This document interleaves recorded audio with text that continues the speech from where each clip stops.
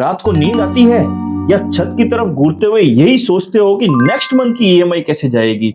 अगर तुम्हारे अकाउंट में भी सैलरी क्रेडिट होने का मैसेज आते ही अगले दिन ही ईएमआई डेबिट का मैसेज आता है, तो सुनो, तुम जॉब नहीं कर रहे, तुम नौकरी नहीं कर रहे, तुम बिजनेस नहीं कर रहे, तुम गुलामी कर रहे हो, बैंक की गुलामी। आज मैं तुम्हें कोई मोटिवेशन देने नहीं आया हूं। मैं तुम्हें ये नहीं बोलूंगा कि कॉफी पीना छोड़ दो, नेटफ्लिक्स का सब्सक्रिप्शन बंद कर दो, ये सब करने से आपका 50 लाख का लोन चुंबक की तरह गायब हो जाएगा। बकवास। आज हम बात करेंगे मैथमेटिकल वॉरफेयर की। बैंक ने आपको मैथ का यूज करके ही फंसाया है, हम भी मैथ का यूज करके बैंक को हराएंगे। आज मैं आपको लोन जल्दी खत्म करने के वो तरीके बताऊंगा जो बहुत कम लोग जानते हैं। जो मैं बताऊंगा वो प्रैक्टिकल स्टेप्स है, इंप्लीमेंट करना आसान है और आपके बजट पे कोई एक्स्ट्रा बर्डन भी नहीं आएगा। अगर आप अगले 10 मिनट मेरे साथ टिक गए तो मैं आपको गारंटी देता हूं कि आपके लोन के प्लान कम से कम 3 से 5 साल छोटे हो जाएंगे। लेकिन शर्त सिर्फ एक है, सच सुनने की हिम्मत होनी चाहिए। चलिए लोन को खत्म करते हैं।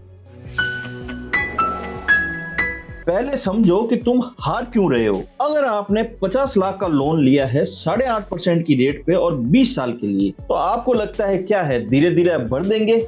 नहीं। देखिए ये कैलकुलेशन, 50 लाख का आपने लोन लिया है, 43,000 समथिंग आपकी ईएमआई आ रही है, टोटल इंटरेस्ट जो भर रहे हैं वो है 54 लाख के करीब, यानी आपके लोन अमाउंट से भी ज्यादा। तो टोटल आप अपने लोन से डबल भरेंगे 20 साल में। प्रॉब्लम यह है कि स्टार्टिंग के 5 साल आपकी ईएमआई का 70 से 80% हिस्सा सिर्फ इंटरेस्ट में जाता है, प्रिंसिपल अमाउंट तो बहुत कम जाता है। बैंक आपसे पहले 10 साल में तो सिर्फ मुनाफा यानी इंटरेस्ट लेता है, असली लोन तो आप बुढ़ापे में चुकाओगे। ये कैलकुलेशन देखिए, मान लीजिए आपने अभी 50 लाख का लोन लिया है, आपकी 43,000 की किस्त आ रही है, तो आप अगर 5 साल बाद देखोगे इसको, हमने 25 में लिया है 2030 दिसंबर में आपके 43,94,000 प्रिंसिपल अमाउंट बाकी रहेगा। अब अगर आप ईएमआई कैलकुलेट करें कि आप जो मंथली ईएमआई दे रहे हो वो कितना पैसा बैंक को दे चुके हैं, तो 5 साल में आप लगभग 26,03,000 रुपए बैंक को दे चुके हैं। बट उसमें से सिर्फ 6 लाख रुपए अप्रोक्स आपका प्रिंसिपल अमाउंट में जमा हुआ है, बाकी 20 लाख रुपए आपने सिर्फ इंटरेस्ट का दिया है। इसलिए अगर आज आपने एक्शन नहीं लिया तो आप बैंक को 50 लाख के 1,05,00,000 रुपए वापस करोगे, यानी 55 लाख रुपए एक्स्ट्रा। ये 55 लाख रुपए आपके बच्चों की एजुकेशन हो सकती थी, आपका रिटायरमेंट प्लान हो सकता था, लेकिन आपने बैंक को गिफ्ट कर दिया। गुस्सा आया? गुड। अब इसी गुस्से को यूज करते हैं। बहुत से फाइनेंस गुरु बोलेंगे कि सबसे छोटा लोन सबसे पहले खत्म कर दो, आपको अच्छी फीलिंग आएगी, यानी स्नोबॉल मेथड। मैं कहता हूं भाड़ में गई फीलिंग। हम यहाँ अच्छा फील करने नहीं आए, जीतने आए हैं।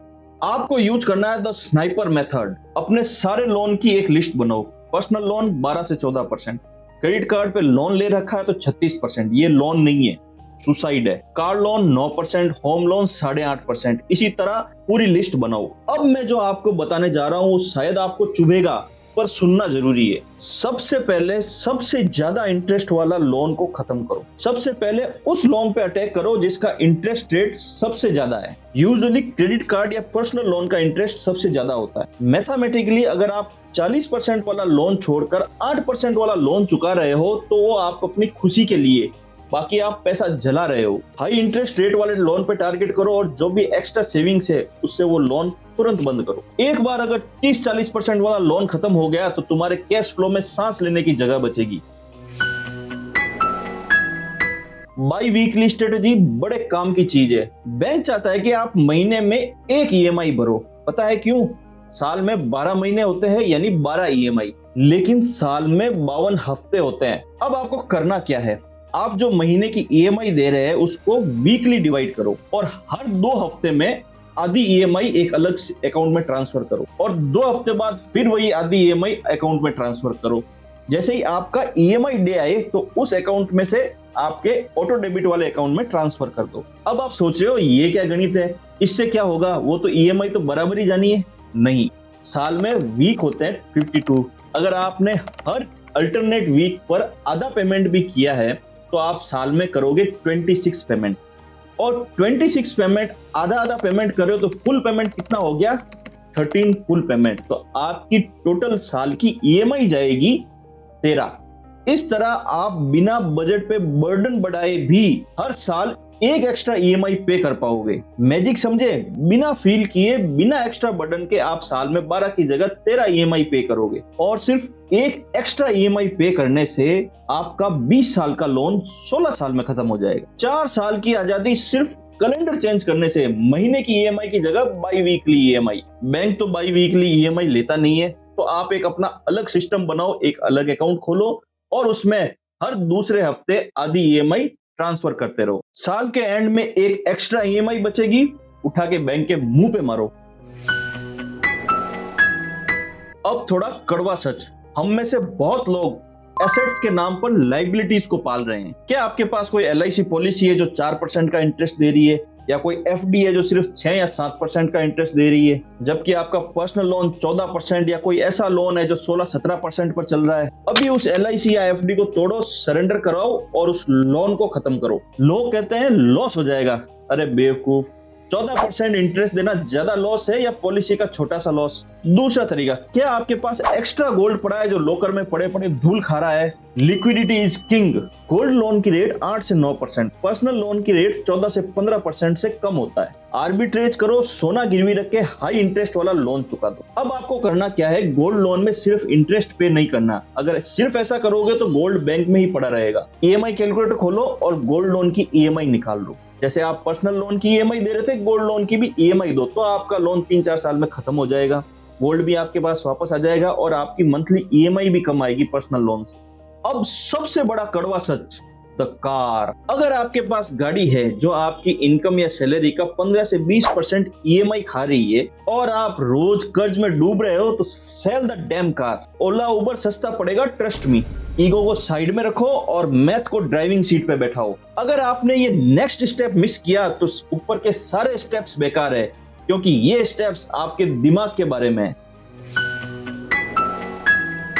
लोग गलती क्या करते हैं, जैसे ही इंक्रीमेंट मिला, सैलरी 10% बढ़ी, खर्चा बढ़ा देते हैं। आज के बाद एक रूल बना लो, ईएमआई प्लस 10%। जब भी अप्रेजल मिले या सैलरी बढ़े या इनकम में बढ़ोतरी हो या बोनस मिले, बैंक को कॉल करके ईएमआई कम मत करवाना। उल्टा हर साल अपनी ईएमआई 5 से 10% बढ़ा दो। सुनने में छोटा सा लगता है ना, 5 से 10% में क्या होगा? अगर आप 30,000 की भी ईएमआई दे रहे हो और साल में 10% का इंक्रीमेंट करते हो, सिर्फ 3,000 रुपए ऐड करने से इसका कंपाउंडिंग इफेक्ट इतना शानदार होगा कि आपके लोन टेन्योर को ड्रास्टिक तरीके से काट देगा। अपने बैंक के ऐप को खोलो और ऑटो डेबिट इंस्ट्रक्शन को मॉडिफाई करो। इससे पहले कि पैसा आपके हाथ में आए और आप खर्च कर दो, उसे लोन अकाउंट में जाने दो। आखिरी टेक्निक जो सबसे मुश्किल है, हफ्ते में 2 दिन सेलेक्ट कर लो। मान लीजिए ट्यूसडे और थर्सडे।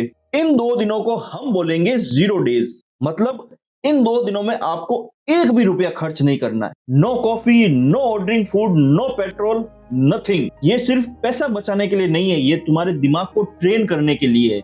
जब तुम स्पेंडिंग फास्ट रखते हो तो तुम्हारे हाथ में कंट्रोल वापस आता है। महीने के ये जो 8-10 दिन 0 डेज है, इनका जो पैसा बचा है वो लोन प्रीपेमेंट फंड में डाल दो। देखो, लोन चुकाना आसान नहीं है, ये बोरिंग है और पेनफुल है। दोस्त घूमने जाएंगे, आप नहीं जा पाओगे। दोस्त नई गाड़ी चलाएंगे, आप पुरानी चलाओगे। लेकिन याद रखना, 5 साल बाद वो सब ईएमआई के बोझ तले दबे होंगे और आप आजाद रहोगे। वो फ्रीडम, वो चैन की नींद किसी भी नई गाड़ी या नए आईफोन से ज्यादा कीमती है। अभी जाओ, एक्सेल खोलो, लिस्ट बनाओ और पहला हमला प्लान करो। कमेंट करके बताओ कि कौन सा लोन सबसे पहले खत्म कर रहे हो। Don't live on credit, live on pride. मिलते हैं नेक्स्ट वीडियो में। जय हिंद।